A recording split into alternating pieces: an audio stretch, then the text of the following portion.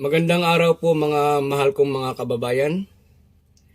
Bago tayo magsimula ay isang pagbati muna, shout out sa lahat ng mga Pilipino from Luzon, Visayas, Mindanao at sa lahat ng mga nagtatrabaho sa ibang bansa. Magandang araw po sa inyong lahat. Muli, ito ang inyong Kuya Al. Tayo ay gagawa muli ng isang reaction video. Ngayon naman ay ipapakita ko sa inyo yung napakaganda at kumpletong plataforma ni former Senator Bongbong Marcos na kung pakikinggan natin at pag-aaralan natin ng husto yung kanyang plataforma, masasabi natin na ito ay kumpleto na. Sapat na para mabago yung sistema.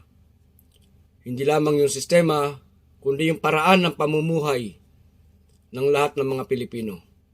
Pero syempre, hindi naman tayo aasa lang sa leader. Ibig sabihin, maganda na magkaroon tayo ng leader na merong vision, merong matibay na paninindigan para isagawa, masakatuparan yung kanyang vision na yon. At tayo naman mga Pilipino, in our side, we have to do also our best. Kailangan din tayong kumilos.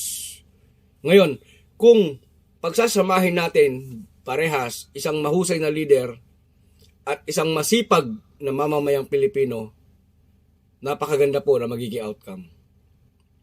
Ngayon, bago tayo magpatuloy, syempre, mag-intro muna po ako.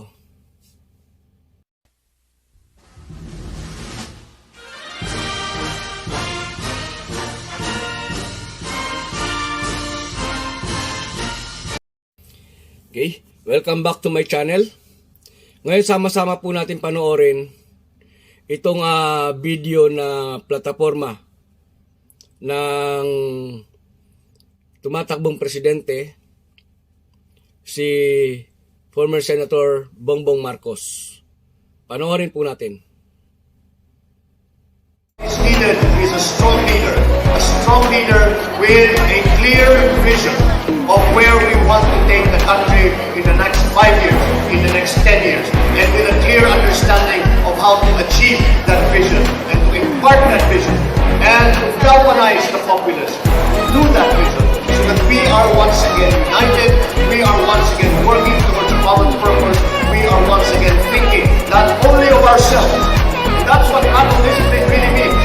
We are thinking only of ourselves, not only of our families, not only of our party mates, but we are thinking about what is needed to build this nation into a vibrant, a strong, and a peaceful society. That vision is what we are always looking for. That is why I speak about it now, because we have an election coming up. And that election is our opportunity to change directions here and provide and find good leaders who will provide leadership, vision, and a motivation for the entire populace to come together and work for the betterment of the Republic. Thank you.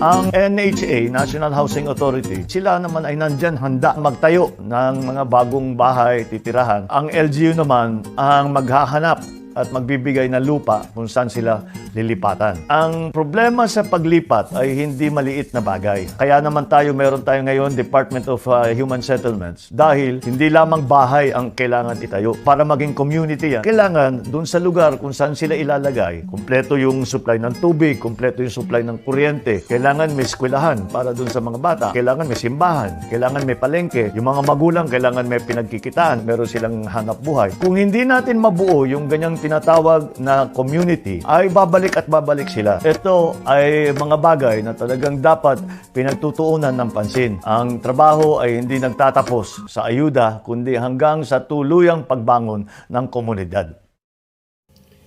So yun, nakita natin doon pala sa unang plataforma niya, paano tayo makakasiguro na ito ay kayang-kaya niyang ipatupad, itong pabahay, itong proyekto para sa pabahay. Kung matatandaan natin, sa mga millennial naman, na hindi pa inabot ito, noong panahon ng dating Pangulong Ferdinand Marcos, ang unang ginang, ito ang kanyang proyekto, yung human settlement, no? Kaya nga nagkaroon tinatawag ng mga BLIS, di ba, yung mga pabahay. So, ibig sabihin, inadapt ni BBM yung project ng kanyang nanay, ng dating unang ginang Imelda Marcos. So, ito ay tiyak na kayang-kaya niya ipatupad itong pabahay, itong project na pabahay, no? So, panoorin pa natin iba pang mga project niya o plataforma. Yung mga sari-sari store, yung mga nagbebenta ng sigarilyo, ang mekanikong nag-aayos ng mga jeepney, yung mga jeepney driver, yung mga tricycle driver, lahat yan. May tatanong natin, mahalaga ba ito? Maliliit lang naman ang negosyo yan. Kahit na malugi yung isa, hindi naman mararamdaman. Iisipin natin, hindi dahil maliit ang negosyo, hindi importante. Lahat ng malalaking korporasyon, lalo na yung mga nagbebenta ng consumer goods, ay dumadaan yan sa maliliit na retailers, sa sari-sari store, sa mga nagbebenta ng tingi-tingi. Lahat yan ay importante sa ating ekonomiya. Yan ang una natin siguro bigyan ng pansin. 99.5% ng negosyo ng ekonomiya ng Pilipinas ay small to medium scale enterprises kung tawagin. Ibig sabihin, hindi yung malalaking korporasyon, kung hindi yung mga maliliit. Noong nakarang September 2020, ang bilang ng mga small and medium scale enterprises na nalugi o nagsara ay 90,000. 90,000 na pamilya yan. Yung mga nagtatrabaho dyan, yan din, nawalan ng trabaho. May pamilya din yung mga yan. Kaya napaka-importante na gumawa tayo ng paraan para tulungan sila na makabalik, makaahon ulit. Ano yung mga bago na pwedeng gawin ng ating mga maliliit na negosyante? Alam naman ninyo lahat yan. Ang kailangan siguro, bawas ang gastos. Bawas ang gastos sa pagbayad sa rent. Bawas ang gastos sa kuryente. Siguro, mag-downscale na muna. Para hindi na magsara ang negosyo, mag-downscale na muna.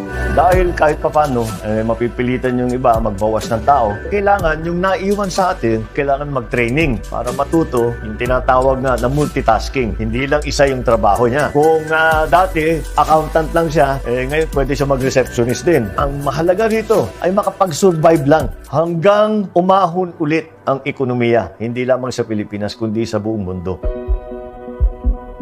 Ang sinasabi sa atin ng ating mga magagaling na doktor ay kahit na mabakunahan na, kailangan pa rin natin mag-ingat at hindi pa rin tayo masyadong dapat lalabas. Wag muna tayo masyadong pupunta kung saan-saan. Kaya ang mga tindahan, ang mga retailer, mababawasan ang tinatawag na walk-in traffic. Mababawasan yun dahil wala nang naglalaboy-laboy sa ating lugar. Kailangan ang tindahan ang lalapit ngayon sa kanilang mga customer. Paano gagawin ito? Siguro alam na ninyo yung sagot dito. Kailangan natin matuto na gumamit ng ating internet. Hindi nyo kailangan magharapan. Kahit na nasa computer lang kayo o nasa telepono lang kayo, makakapag-usap na kayo, makakapagpadala ng order, makakapagsabi kayo kung kailan kayo magde-deliver. Yan ang talagang sa aking palagay ay dapat matutunan. Kapag ang customer ninyo ay nakakasiguro na hindi siya matatamaan ng corona dahil sa pagpunta sa inyong tindahan, ay siguradong bibili sila sa inyo.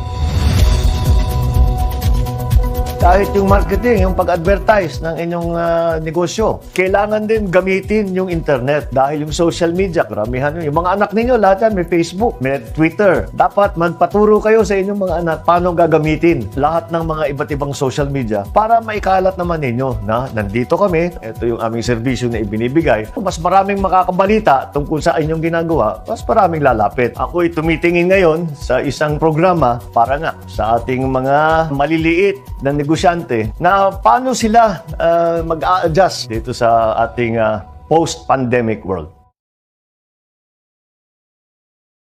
Dalawang main water concessionaire natin dito sa Metro Manila. Yung isa ay Manila Water. Over 6.8 million customers. Ang operation ng Manila Water is within Metro Manila East Zone. Meron pang isang concessionaire ay Maynilad. Maynilad has over 9.4 million customers and 1.4 million service connections. Within Metro Manila, ang coverage nila is West Zone. Ngayon, yung dalawang concessionaire natin ang main water supply nila is Angat Dam. 60% ng raw water allocation ay napupunta sa Maynilad, habang ang 40% ay napupunta sa Manila Water. Mula sa 325,000 na service connections noong 1997, ngayon ay may halos na 1,000,000 na. Kaya mas malakas talaga ang demand ngayon. Ang Manila Water ay may daily deficit ng 140 million liters because of their growing service connections, at kadalasan pinagkukunan ng deficit na ito ay ang Lamesa Dam naman. Nagiging critical level na ang tubig sa Lamesa Dam. Hindi tayo nakakasiguro na tayo makakaasa na makakuha tayo ng tubig dun sa Lamesa Dam. Bukod pa rito, ang sinasabi ng ating mga hydrologist at saka nag-aaral tungkol dito sa problemang ito, ang El Nino ay hindi naging sanhi nitong pagkakulang ng tubig. Ang talagang kakulangan ay yung water supply natin. Nadelay mga infrastructure project, kagaya ng mga Cardona Water Treatment Plant sa Rizal. It was supposed to get 100 million liters of water from Laguna Lake daily. I-treat, lilinisin, idadagdag sa supply. Sa ngayon, yung Cardona Water Treatment Plant nagumpisa na. Nakakapag-distribute na sila ng 24 million liters a day. Yung Kaliwa Dam naman ay may potensyal na magdala naman ng 600 million liters per day sa Maynilad at Manila Water.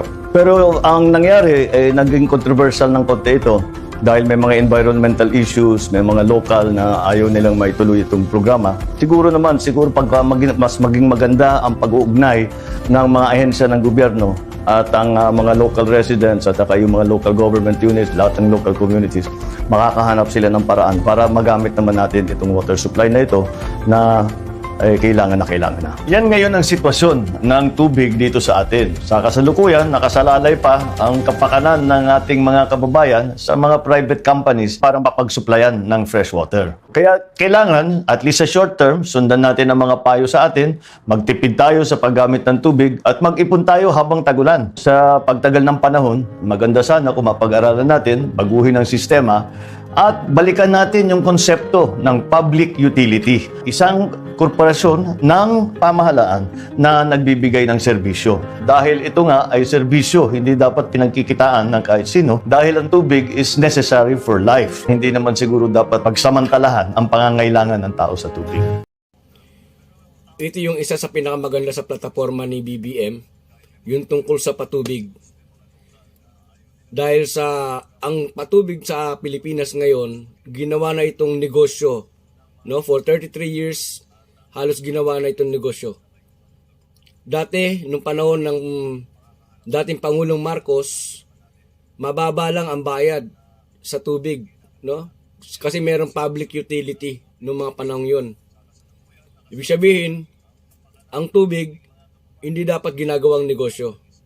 So napakaganda itong isang plataforma na ito ni BBM.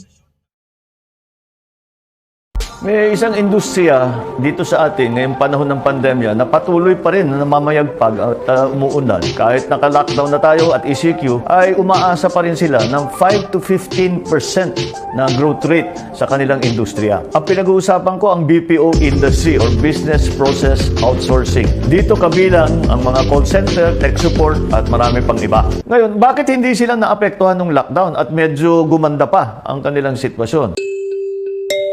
Dahil yung sinasabing work from home, dati na nilang ginagawa yan at saka internet-based sila. Kaya hindi talaga kailangan pumasok sa opisina, pwede nilang gawin ang trabaho nila mula sa kanilang mga bahay. Pangalawa, yung mga kliyente nila sa ibang bansa, hindi masyadong natigil ang kanilang pagpatakbo ng kanilang negosyo. At ang pangatlo, lalo na ngayon, ay kinailangan talaga yung serbisyo na yan. Dahil maraming negosyo ang nag-shift sa digital o online, ngayong pandemya, laging may call center service provider ang sumasagot kapag may problema. Kasama na dyan mga telehealth consultations na umpisahan yan dahil sa pandemya na imbis na magpunta ka pa sa doktor ay pwede mo nang kausapin over the internet kung ano yung kaya niyang gawin, magagawa na nila.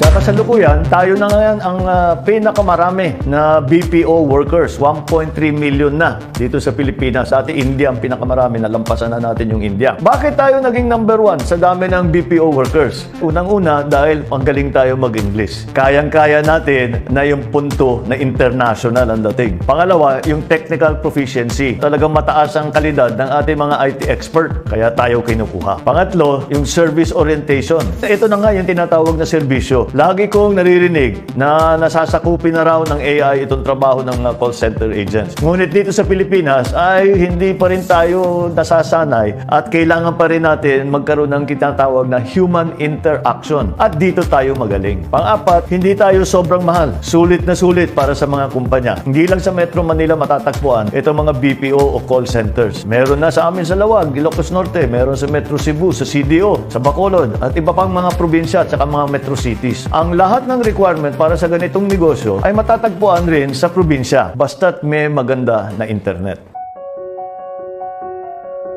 Di lang para sa edukasyon, kundi pa sa mga ganitong klaseng trabaho na napakalaki ang potensyal, kailangan natin padagdagan ang build at sama na natin sa build ang digital infrastructure. Mas maraming lugar na may malakas na internet, maraming oportunidad at mga bagong industriya ang mabubuksan nito. Maganda naman ang pasahod ng mga call center sa kanilang mga empleyado, kaya't magkakaroon ng pera na umiikot sa ekonomiya, bibigyan ng sigla ulit ang ating ekonomiya pagkatapos natin mag-recover sa pandemic. Itong industriya ng BPO ay isang halimbawa kung paano pa tayo pwedeng umahon pagkatapos ng pandemya. Ito lahat ay maaari natin gawin basta't matibay ang ating digital infrastructure, matibay ang ating internet. Habang napapalapit na tayo sa Agosto, sa pagbukas ng eskwelahan, hindi nakakapagtaka na meron pa rin pangamba ang ating mga magulang. Dahil ang mga balita na nakukuha natin sa iba't ibang lugar, sa iba't ibang bansa, ay nagbukas na sila ng eskwelahan, nag-spike, dumami na naman yung cases, nagsara sila ulit. Kaya naman, ang Department of Education ay maraming iba't ibang pamamaraan para matuloy pa rin kahit papano ang pag-aaral ng mga kabataan. Ito ay mga sinasabi nating bagong sistema dahil hindi na pwedeng pumunta sa eskwelahan, hindi na pwedeng kausap ng face-to-face, ika nga. Kaya kailangan maghanap tayo ng ibang paraan na interactive na nakikipag-usap ang estudyante sa kanyang guro. Maraming paraan ang sinusubukan ng Department of Education. Ang pinakamaliwanag na pwedeng gamitin ay yung online learning, yung ginagamit ang internet. Kailangan lang sa online learning ay siyempre meron tayong hindi tablet, computer. Kailangan din ay maganda ang koneksyon ng internet. Yung mga bata at saka yung mga guro, wala namang load yan para sa internet. Kaya kailangan ang DepEd din, ang gobyerno rin ang magbibigay ng free na internet access para magamit na mabuti ng ating mga guro at ng ating mga estudyante. Tinuturuan na natin ang ating mga guro paano gumamit ng internet, kung paano gagamitin yung bagong sistema. Sa ngayon, nakapag-attend na ang 40% ng ating mga guro. Meron silang ginawang parang seminar at kahit pahirapan, hinahanapan nila yung signal kung pinuntahan nila para makapag-aral din ang mga guro kung paano gamitin ang sistema na online learning.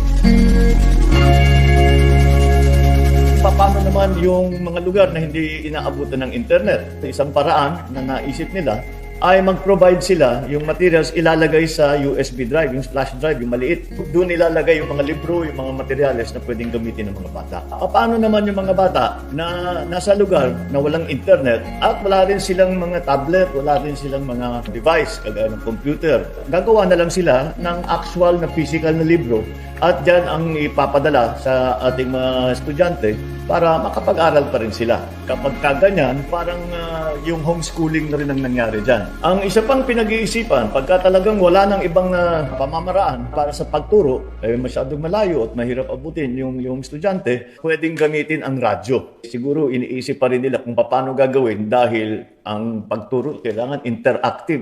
Ika nga nakikapag-usap ang guro at saka yung estudyante sa isa't isa. Pagka naman transistor radio lang ang gagamitin, isa lang, nakikinig lang yung bata. Nasubok-subukan natin itong bagong sistema sa pag-enroll ng mga bata. Sa kasalukuyan, mga 14 plus million ang nakapag-enroll na sa iba't ibang pamamaraan. Pero ang 14 million, halos kalahati lang yan nung nag-enroll nung nakaraang taon na halos 28 million. Siguro naman hindi nakakapagtaka dahil ang mga magulang ay nag-aalangan pa rin kung safe na papuntahin yung kanilang mga anak sa eskwela. Ang isa pang issue na lumalabas ay Habang dahan-dahan binubuksan ng ekonomiya, dahan-dahan magtatrabaho na ang mga magulang. Sino ngayon ang mag-aalaga sa mga bata? Sino ngayon ang mag-supervise sa kanila? Sa ngayon, sinusubok-subukan pa natin ang mga iba't ibang sistema, depende nga sa bawat lugar. At hindi natin masasabi na perfect ang kahit na anong isang sistema. Ngunit habang tatagal ng panahon, mapaperfect natin yan at papagandahin natin yan at magiging mas maayos ang patakbo. Ngunit sa umpisa pa lang, subukan talaga natin na ipagpatuloy ang edukasyon ng ating mga kabataan. At ang ating DepEd ay ginagawa lahat ng paraan para magkaroon ng tuluyang pagtuturo sa ating mga kabataan. Siguro sa suot ko, na may suot akong Philippine flag, alam na ninyo kung ano yung magiging subject nitong vlog na ito. Pag-usapan naman natin ang ating napakagagaling na mga atleta dito sa Tokyo Olympics na nagpakita ng galing, ng husay, ng sipag, nag-uwi ng karangalan.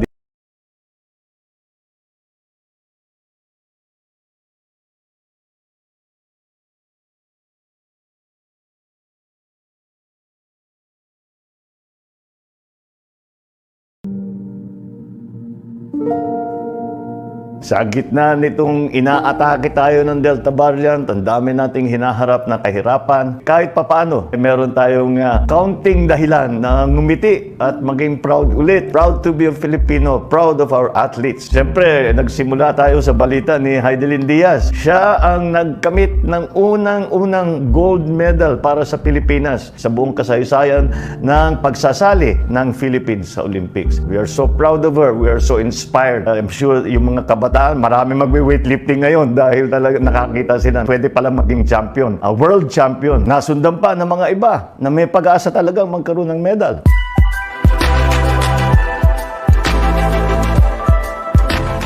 Isa na ito sa pinakamagandang performance ng Pilipinas sa Olympics. Dahil dito sa mga magandang pangyayari, siguro dapat tignan natin ano pang magagawa natin para mas dumami pa ang mga atleta natin na nagkakaroon ng medalya at nakikilala sa buong mundo sa kanilang galing. Ang mga dumadating sa Olympics ay hindi lang biglang naisip pupunta sa Olympics. Habang buhay yan. Years of sacrifice itong pinag-uusapan. Sana meron ding katumbas na tulong na nanggagaling sa pamahalaan at saka sa private sector. Ganito ang sistema ng ginawa noong 1979. Sinimulaan yung proyekto tawag Gintong Alay Program. Merong government program para tulungan silang lahat. Ngunit may tulong din ang private sector. May parang tinatawag na godfather ang bawat sport na yung mga malalaking kumpanya, yung mga mayayaman, pagka-interesado sila dun sa sport na yun. Halimbawa, merong iba. Nung bata sila, nagbabasketball sila, yun ang tinulungan. Yung iba, judo o taekwondo.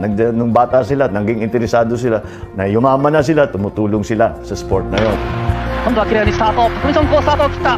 後れている。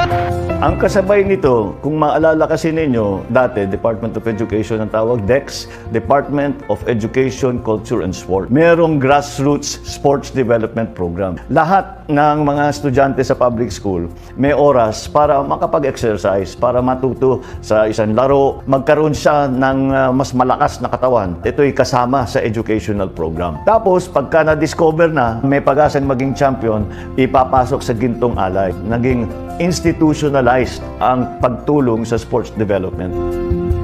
Sana mas may magandang sistema, baka meron pang ibang mas magaling dyan na hindi nakita o hindi nasustentuhan na pwede ring manalo ng medalya. Sana itong mga ito sa umpisa pa lang ay nabibigyan na ng tulong para hindi lamang tayo nagbibigay ng premyo kapag nanalo, nagsusuporta pa tayo para tulungan silang manalo. Alam naman natin na ang Pilipino ay world class talaga. At ito ay paalala lamang na huwag tayong nag-iisip na may mas magaling dyan kasing galing tayo ng kahit sino sa buong mundo. Yan ang paalala sa atin ng ating napakagaling na mga atleta. Na ibalik ang ROTC sa ating mga eskwelahan ay ginawang urgent nga ni Pangulong Duterte. Kawag namin dyan RO, yung ROTC. Ano ba yung ROTC? Mga millennial. ROTC stands for Reserve Officers Training Corps. Ang ibig sabihin nito, may training, nasa eskwelahan pa para sa reservists. Hindi so active duty na magsisilbi ka agad sa military. Kung hindi, Pagka kailangan sila as reservists, hindi lamang sa gera, kundi sa national crisis, kundi sa disaster, pag kailangan sila, nandyan sila, they're well-trained, alam nila yung unit nila, alam nila yung gagawin nila. Ang usapan ngayon ay sinasabi ng iba na hindi na kailangan yung ROTC dahil hindi naman tayo nagigera, wala naman tayong kaaway na ngayon, wala naman tayong pangangailangan sa reserve officers. That's not the main part of it. There are several aspects to it. The first aspect is for the individual. The ROTC will teach you the qualities of camaraderie, the qualities of leadership, and the qualities of courage. You will be reminded of what your duty is to the country and what honor means in serving the country. Maalala ninyo, nung unang panahon, nung matagal na, panahon pa ni John F. Kennedy sa United States, nung siya'y presidente, siya'y gumawa ng tinatawag na Peace Corps. Ito naman ay hindi lumalaban, pero kung umiikot sa buong mundo, tumutulong para maging maganda ang pagtingin sa mga Amerikano. Ang ROTC, ganun din, ngunit local lang. Nung I was 18 years old, wala namang RO, wala namang national service na tinatawag. Pero siyempre, ang father ko galing military, sabi niya, kailangan magsilbi ka. Pumasok ako sa Marines Basic Officers Course. Nandiyan ako sa Bonifacio, kung saan ako pinahirapan ng aking mga trainer. Mula noon ay pumunta naman ako sa Tanay. Kasama ko ang 2nd Infantry Division dahil Camp Kapinpin. Doon ko ginawa yung tinatawag na JAMOC, Jungle Warfare Mountain Operations Course. Ewan ko kung meron pang ganun. Nandun kami sa gubat, tinuturuan kami kung paano lumaban sa gubat, kung paano mabuhay sa gubat. Pagkatapos naman nun, tumuloy naman ako sa Fort Magsaysay. Doon ako nag-training sa Special Forces. Yung klase ko doon was the SFOC, tinatawag Special Forces Operations Corps. Doon naman ako tinuruan ng mga survival dahil ang trabaho ng SF maiiwan at mag-organize ng puwersa kapag may gera. Yung pinakamahirap na dinaanan kong training ay yung SR, yung tinatawag na Scout Ranger. Yan talaga, hindi lang mabigat sa katawan, kailangan talagang mag-isip. Kasi small unit tactics yan, hindi yung malaking batalyon ang galawan dyan. Team by team, maliliit lang ang team ng SR. Parang Special Forces, ganun din, maliliit lang ang team. Kaya kailangan matuto kayo na mabuhay kahit na matagal kayong nasa gubat, wala kayong contact dun sa inyong headquarters. Alam nyo yung gagawin, alam nyo na magtago, na kung kailangan lumaban, lalaban. Kung kailangan magtago, kayo magtatago. Marunong kayong gawin lahat na. Hindi ko makalimutan. Minsan, tatakbo, road run eh. Pero road run, full pack. So, kailangan kompleto yung gamit mo. Kumuha ako ng kahon. Walang laman yung pack ko, pero linagyan ko ng karton para mukhang malaki, mukhang puno, pero wala namang laman. Wala, nahuli. Pagdaan ko, nakita nung instructor, sabi niya, mukhang magaang masyado ito. Kumuha ba namin yung buhay na bato, dalawang ganun kalaki sa ilog. Ganyan kalaki, linagay siya. Yun ang tinakbo ko, 15 kilometers. Alam niyo pa kung gaano kabigat yun. Nung dating ng panahon, naku, kahit saan kami papuntahin, kahit anong paakitin sa amin na bundok, kayang-kaya, kahit anong kargahin namin, hindi kami nahirapan. Yan, isa pang malaking bagay yan, yung self-confidence. Ituturo sa iyo ng mga training na ito na mas malaki ang kakayahan nila kaysa sa akala nila. In other words, they're capable of doing much more that they thought they were capable of doing. And that increases your self-confidence, which makes you a better person. Kita nga natin, itong ating mga kaibigan na nasa showbiz. Yung isang kaibigan ko, si Robin Padilla, nakita gusto maging reserve officer yan. Isa pang artista natin, yung Matteo Guidicelli, pumasok sa SR, sa Scout Ranger. Siguro kakayanin naman niya, triathlete siya. Pero again, I think it is his statement of his commitment to the country. Napakalaking bagay yan. I think it is important because the elements of discipline, leadership, camaraderie, duty, honor, all of those things do not only apply to the uniformed services, they apply to every single citizen of the Philippines. Sa palagay ko, pag i-banilak natin yung ROTC, yung mga katangian na yan ay babalik sa ating mga kabataan. Itong nakaraang ilang araw, nabigyan tayo ng mga alerto ng National Grid Corporation of the Philippines, yung NGCP. Nag-yellow alert, meron red alert tungkol sa kuryente. Ito dahil nagsara yung 3 power plant na nagbibigay ng kuryente dito sa Metro Manila at sa mga karatig ng mga probinsya. Nangyari pa naman ito sa gitna ng pandemya. Siyempre, lahat ng tao nasa loob. Wala na tayong mall ngayon, kaya siguro papalamig sa bahay. Dagdag na ito sa krisis na hinaharap natin na pandemya. Dati, inaalala natin pag brownout dahil walang ilaw at mainit, walang air condition, walang electric fan. Ngayon, mas malala pa. At ang inaalala natin na ang buhay ng mga ibang pasyente, ang ating mga vaccine na pahirapang natin kinuha sa iba't ibang bansa para maharap itong pandemya. Ang pangangailangan natin sa power supply ay walang tigil yan, parami ng parami. Habang gumaganda ang ating kabuhayan dito sa Pilipinas, ay talagang kuryente ang pinakapundasyon niyan lahat. Kaya nung panahon pa nung aking ama, talagang dinidevelop natin na mabuti ang ating ekonomiya, ang ating agrikultura, lahat. Yun ang hinanap talaga na magkaroon ng sapat na supply ng kuryente. Kaya lahat ng iba't ibang teknolohiya noon ay pinag-aralan. Una, dahil marami tayong ilog, ay hydroelectric plant. Tapos nanguna tayo sa buong mundo sa paggamit ng geothermal. Yan noon ay yung pinaka-state of the art, ang pinaka-bagong teknolohiya na ginamit para magkaroon tayo ng power. Noong 1985, natapos itayo yung Bataan Nuclear Power Plant, ngunit hindi nabuksan. After 86, tuloy-tuloy yung mga brownout. Napilitan tayo, hindi ko na siguro kailang sabihin yun. Kasama sa power supply ay ang pagpalawak ng electrification na tinatawag. Kaya nagkaroon ng Rural Electrification Program kung saan hindi lamang ang mga syudad ang may kuryente, o hindi kahit sa malalayong lupalop, kahit sa mga isla, naglagay ng submarine cable sa malalaking mga isla. Importante rin kahit na malakas ang ating power supply, kailangan mapunta sa lahat. Kaya't hanggang ngayon, patuloy pa rin ang rural electrification para umabot tayo ng bawat bahay dito sa Pilipinas ay may kuryente. Nung governor nga ako ng Ilocos Norte, ganyan din ang nararamdaman natin. Ang dalas mag-brown out. Sabi namin, kailangan siguro, imbis na kumukuha tayo ng kuryente sa malayo na lugar, sana magkaroon tayo dito. Naisip nga namin, yung siguro yung nakikita ng marami na, yung mga windmill. Kaya mula nung natayo yung windmill, hindi na kami nagba-brown out dahil basta't umiihip ang hangin ay meron kaming kuryente.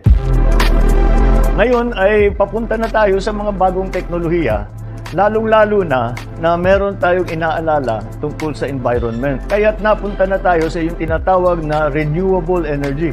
Ibig sabihin, energy na pinagkukuhanan natin na hindi nauubos. Yung hangin, halimbawa, wind power, hindi nauubos. Ang sumunod naman dyan ay yung teknolohiya, yung tinatawag na solar. Bagay na bagay sa Pilipinas dahil alam naman natin, malakas ang araw dito sa atin. Kahit saan. Yung windmill, namimili pa ng lugar yan. Kailangan maganda yung hangin. Yung solar, kahit saan mo ilagay. Ngayon, siyempre maraming nagtatanong, paano nga pag hindi umiikot yung windmill? Paano pag gabi? Wala yung solar, wala akong kuryente. Kadalasan, kailangan natin kuryente sa gabi. Ngayon, nagbago na naman ang teknolohiya, nagprogreso na. Meron na mga baterya na kahit kung sino lang ay pwede nang gamitin. Halimbawa yung mga isla na malalayo, yung mga very isolated na lugar na hindi inaabot ng kable, pwede maglagay ng windmill, pwede maglagay ng solar. Yung nakukolekta sa araw, dali nalagay sa baterya. Technology has changed our life within our very short lifetimes, and it's something that is very much felt. But we should use that to our benefit because there are very many startling new technologies that are out there that we can use for energy development and energy supply. As long as we continue to look out for these opportunities and study them well as to their appropriateness for the Philippine setting, I think we will be able to keep up with our power demand. Kailangan tignan din natin ang ating EPIRA law, ang struktura ng ARC. Kailangan natin tignan ulit ang mga batas na yan, ang ating mga procedure, ang ating mga rules, para bumagay naman tayo sa mga bagong sistema at sa mga bagong teknolohiya. Dati, meron tayong limit kung gaano karami, ilang tonelada ang pwede natin import sa isang taon. Ginawa yan para proteksyonan ang ating mga magsasaka para naman ay hindi masyadong papasok ang mga tigalabas na produkto at masira naman ang industriya. Ngayon, ang rice tarification law ay tinatanggal na yung limit doon sa pag-import. Kaya naman nangangamba ang ating mga farmer, paano yan? Bibili ang tao ng imported rice. Bakit naman magkakaganon? Dahil ang katotohanan nito, yung mga imported rice ay mas mura kesa Philippine rice na produced dito sa Pilipinas. Mataas ang ating production cost per kilo, mababa naman ang ating yield. Palapit pa lang tayo sa 6. Sa China, meron na siya 10 to 12 tons, pangkaraniwan na sa kanila yon. Kung galing sa ASEAN country ang importation, 35% ang taripa. Kung galing sa non-ASEAN country, pero pasok doon sa minimum access volume na tinatawag, yung commitment natin sa WTO, 40% yung taripa.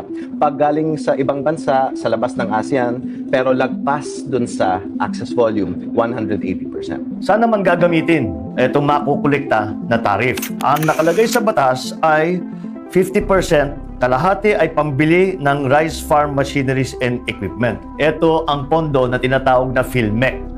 Tama din ito dahil tayo sa buong Asia ang pinaka-least mechanized na agricultural country. Ibig sabihin, hindi tayo halos gumagamit ng malalaking traktor, malalaking thresher, malalaking harvester, malalaking drying plant. Kaya't maganda yung post-harvest facilities and harvest facilities ay pagandahin. 30% naman ay nasa rice seed development, propagation, and promotion of inbred seeds para maroon tayong mga variety na bagay dito sa Pilipinas, hindi ganong napepeste, medyo mas matibay pagka maulan o mas matibay pagka may bagyo. So yung magagandang hybrid, magagandang inbred, magagandang variety. 10% ay sa Expanded Rice Credit Assistance, Concessional Credit Facility for Farmers and Crops. 10% ay RESI Extension Services or Training Programs for Farmers. Bakit tayo ngayon naghahabol sa ibang bansa? Bakit mababa ang ating yield? Bakit mababa ang ating ani? Bakit mataas ang ating production cost? Paano tayo nagkaganito? Maganda naman ang patakbo ng ating rice farmers nung nakaraan. Umabot pa nga tayo sa araw na nakapag-export tayo ng bigas. We were a net rice exporter for a while. Ngayon, ay nandito ngayon tayo. We are one of the largest rice importers in the world. Kahihaya. Bumibili tayo sa Vietnam, bumibili tayo sa Thailand. At kung titignan ninyo, pag-aaralan ninyo na mabuti, ito pang isa pang masakit na makita. Lahat ng nagpaganda ng agriculture industry, ng binibilan natin ng Thailand, ng Vietnam, hulaan ninyo kung saan nag-training lahat yan. Sa UP Los Baños, sa Erie. Wednesday, October 26th. President Johnson's final day in Manila was a particularly busy road. Visited the International Rice Research Institute to see experimental techniques of rice culture. International Rice Research Institute. Hindi ito Philippine agency. This is an international research institute na linagay dito sa Pilipinas para mag-research, para alam natin yung pinakamagandang mga variety para sa ating mga farmer. I'm glad to know that the Institute is prepared to make these seeds available to all nations. To all nations. Dan sila natuto. Kaya hindi nila maintindihan kung sa dami lang natutunan sa atin, tayo hindi natin magawa yung tinuro natin sa kanila.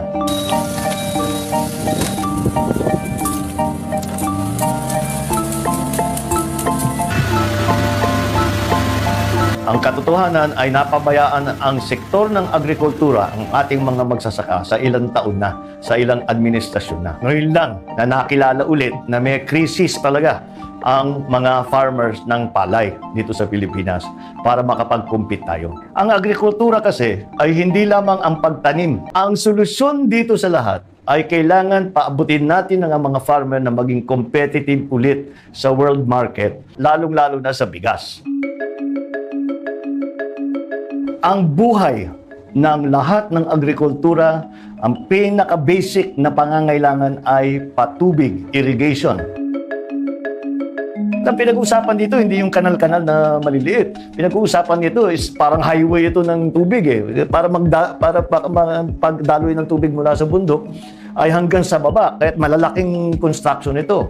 Ang isang katakataka, nagulat ako nung nalaman ko, nagbabayad ang farmer sa NIA. Tinanong ko sa NIA, magkano ngayon ang utang niyang farmer sa inyo dahil hindi nakapagbayad? Sabi nila, ang utang ng farmer sa amin is 12 billion. Sabi ko sa kanila, and this is many years ago. Sabi ko sa palagay niyo ba, may babayad niyo? Kalimutan niyo na yung 12 billion ninyo.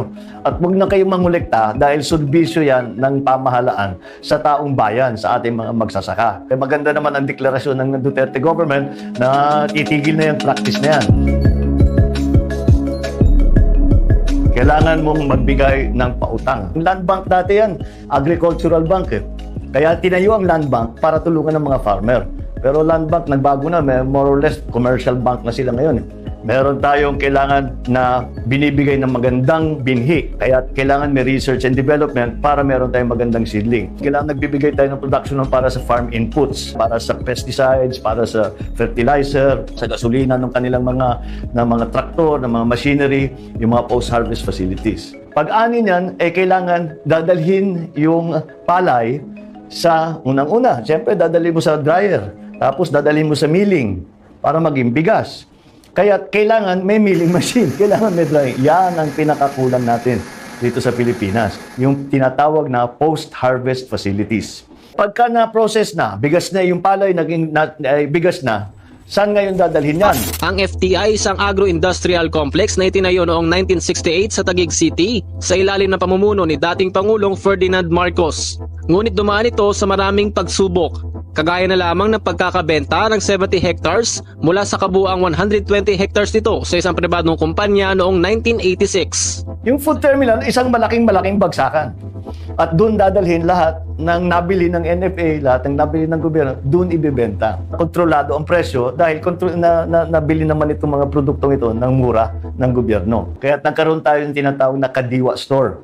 Yung Kadiwa Store, kung saan nagbebenta na mura na bilihin ang gobyerno. Nung panahon ko na gobernador, ay sinubukan namin gawin ito at mukhang naging effective naman. Inaasikaso natin para sa mga farmers lahat ng buong proseso mula sa production hanggang sa marketing, hanggang sa pag-ulit sa next season. Kaya siguro, pwedeng gamitin ito na parang pilot project na i-scale para sa national. Kaya't makita ninyo, yung panahon na nakapag-export tayo, buo yung sistema ng agrikultura. Hindi yung dito lang, may konting development dito, may ano dito. Buo ang sistema. Mula sa production, mula sa pautang, mula sa research development, market information, hanggat sa pagsundo ng produkto, pagdala sa merkado, pagpapantay ng presyo para hindi mahirapan ang consumer, hindi rin nahihirapan ang magsasaka. Lahat ito ay in place. Kaya't naging maayos ang ating agrikultura noon. Kaya naman, naging exporter tayo. Kaya naman tayo isa sa pinaka-successful noon. Lahat ito ay nawala. Recently, yung 10 billion actually kulang talaga yan. Kanya lang, yan yung commitment ng gobyerno and we will have to make do with it. As a former legislator, I was reading the Rice Tarification Law and the IRR. Ang nakikita kong pagkukulang lang talaga dito sa rice tarification ay ang implementation at saka walang plano sa agricultural infrastructure. Sana, imbis na appropriate sila 50% dito, 10% dyan, mas maganda sana para sa akin, gumawa na ng development plan. Tapos popondohin nila ng tariff. Para hindi sasabihin, basta 50% dito, kahit anong mangyari, 50%. Kung may problema, dapat dagdagan yung isang sektor, dapat dagdagan yung credit, dapat makapag-adjust lang tayo. And that will only happen kung meron tayong talagang plano na by this year, ganito karami ang irrigated area natin. By this year, ganito ang na-organize natin na cooperative. By this time, ganito ang naapektuhan na techno-demo natin na farmer. Meron tayong plano. And of course, ang kinakatakutan, hindi lamang ng mga magsasaka, kung hindi tayong lahat, ay ang smuggling. Kailangan natin tutukan ng husto yan para hindi na umabot sa ating mga palengke. Gawin na lang nilang emergency stock yung mga nahuli nila. Para naman pag humihingi kami sa local government ng emergency stock sa NFA, pagka may bagyo, ay hindi na bulok yung ibibigay sa aming bigas.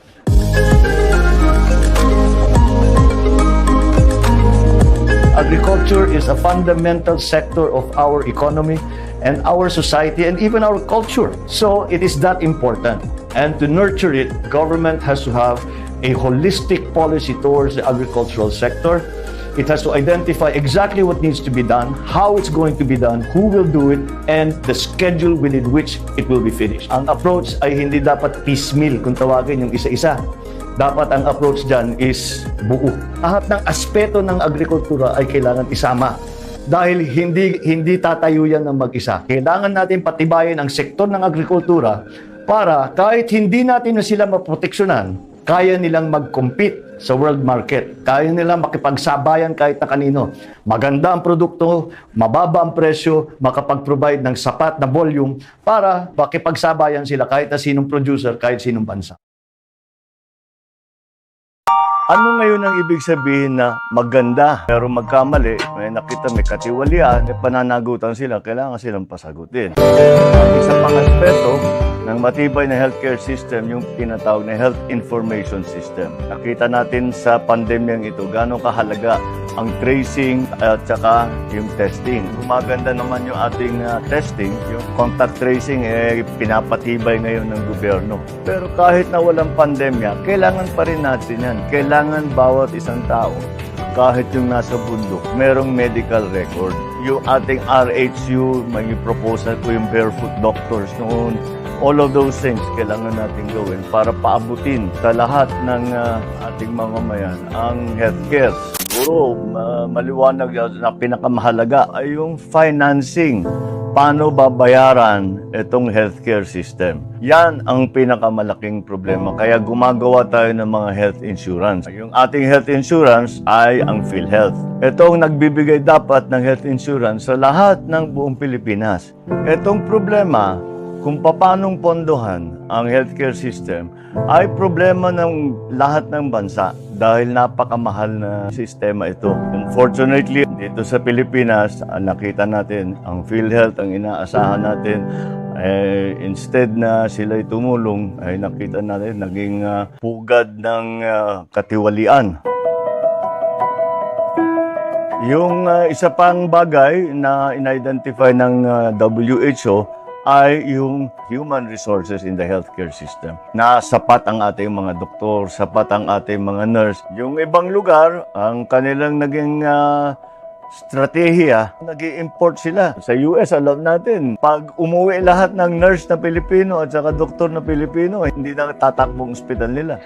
Sa UK, ganun din. Kaya marami tayong professionals, pero siguro kulang ang binibigay natin sa kanila. Kaya nag-a-abroad lahat, di ba, bago nag-pandemya.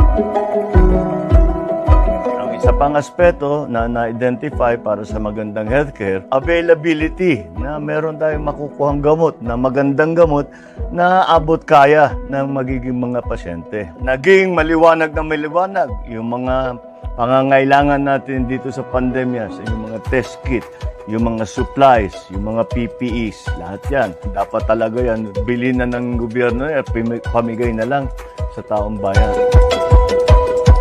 Ang nahuling aspeto na binanggit ng WHO is service delivery. Ibig sabihin na maganda ang trato sa pasyente. Diyan naman tayo magaling. Kaya gustong-gusto tayo nurse, gusto tayong caregiver dahil ang babait ng Pilipino. So, doktor man, a nurse man, kahit na hindi professional, may malasakit sa kanyang kapwa. 138 ang bed capacity ng National Kidney and Transplant Institute para sa mga COVID patient. Pero puno na ito ngayon ng mga pasyenteng positibo sa COVID o pinaghinalang may COVID. Hindi na nila kayang tumanggap ng mga pasyente na severe o critical ang sakit na COVID. At nag-announce ang PGH at yung ibang mga private hospital na sa nakarang 3 linggo na yata ay sinabi puno na kami. Puno na ang ICU namin, puno na ang ospital namin. Wala namang bansa na makakapagsabi na pinaghandaan nila ito. Lahat tayo ay nagulat. Kahit na yung mga mayayaman na bansa, maaga pa lang sa pandemya, nahirapan sila dahil mabilis na puno ang kanilang mga kama. Yan ang dapat natin isipin kung paano tayo nakahanda na hindi tayo gumagastos ng mga infrastructure at facilities na hindi ginagamit. Ang aking pananaw is wag na tayong magtayo ng malalaking ospital sa malalaking syudad lamang. Maglagay tayo ng maraming RHU, yung Rural Health Unit. At meron naman talaga dyan, meron talagang programa para dyan, pero hindi na-implement dahil kuminsan nauubusan ng pondo.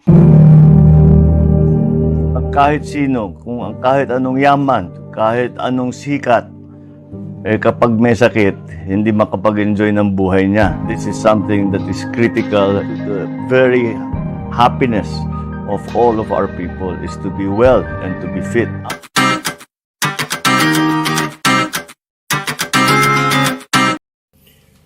So yun nga mga mahal kong kababayan, no? Nakita natin yung ilan sa mga plataforma ni BBM na makikita natin na kung ito ay magkakaroon ng katuparan, napakalaking pagbabago ang magaganap hindi lamang sa pamumuhay ng bawat Pilipino, kundi sa kabuuan ng bansa. Di ba? Ngayon kung mapapansin natin, ito rin yung dahilan kung bakit marami ang mga talagang gumagawa ng paraan para pigilan si BBM. Bakit? Kasi kapag nagkaroon ng katuparan itong mga plataforma na ito ni BBM, maraming masasagasaan ng mga oligarko. Maraming masasagasaan yung mga nagsamantala, lalo na sa tubig, sa ilaw, di ba? Lahat yan masasagasaan. Kaya itong mga oligarko at itong mga oposisyon, yung mga yung mga dilawan, yung mga pingkilaw, talagang gumagawa sila ng paraan. Gumagawa sila ng paraan para hadlangan si BBM dahil sa ganda ng kanyang mga plataforma. Kaya mga kababayan, panahon na para tayo mag-isip. Panahon na para muli nating itindig yung ating dignidad. Panahon na para sa ganun ay magluklok tayo. Tayong mga tao ang magluluklok ng isang leader na mayroong kakayanan na maisakatuparan yung magagandang mga plataforma niya. Kaya sana sa pamamagitan ng video na ito ay nakatulong ako para sa ganon ay magkaroon tayo ng ideya. Para sa ganon ay magkaroon tayo ng panuntunan sa pagpili na magiging leader para sa election 2022. Muli mga mahal kong kababayan, isang magandang araw po sa inyong lahat at sana ay nakapagdulot ako sa inyo ng isang kaalaman sa pamamagitan nitong reaction video na ito. Kung bago pa lang kayo sa aking channel, don't forget to subscribe. Paki-like na rin at paki-share na rin natin itong video na ito para sa ganun ay makatulong tayo kay BBM. May palaganap natin ng gusto yung kanyang plataforma. Isang mapagpalang araw po sa ating lahat. Ingat po tayong lagi. Hanggang sa susunod po na video.